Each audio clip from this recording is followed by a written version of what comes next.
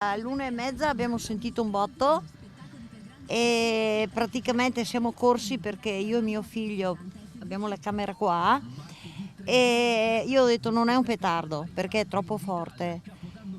Siamo arrivati qua dalla finestra, abbiamo visto che erano in 5, uno era grosso e basta, in 2 secondi sono spariti.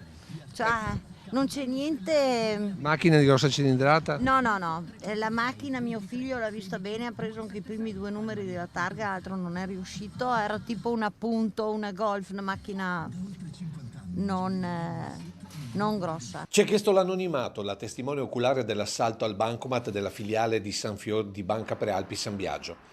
Siamo in via Roma, a 2 passi dal municipio, e la banda di professionisti ha agito prima accecando con una bomboletta la telecamera di videosorveglianza e poi forse con una marmotta esplosiva, o più probabilmente con acetilene o gas da una bombola, ha saturato l'interno del macchinario per la distribuzione del contante, innescando l'esplosione. Un botto fortissimo che ha attirato l'attenzione dei fornai in quel momento all'opera. Un boato assurdo.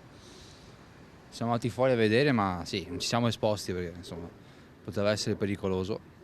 C'era un bel po' di fumo e ci siamo chiusi dentro perché insomma non si sa mai. È ormai la terza volta, lo stesso bancomat.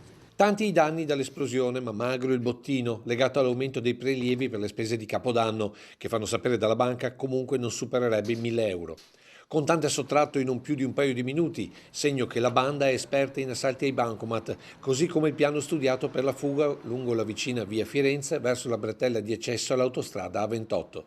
Fuga ripresa dalle telecamere che sorvegliano ogni accesso al paese, fa notare il sindaco Gastone Martorell, tornato più volte sul posto per seguire le opere di sgombero, sentire i carabinieri e confortare il personale della banca. Sindaco che alla fine ai nostri microfoni sbotta così. Se non c'è una certezza della pena, chi delinque continua a delinquere e le forze dell'ordine, poveracci, fanno quello che possono e quando li prendono entrano per una porta e escono per l'altra. Basta.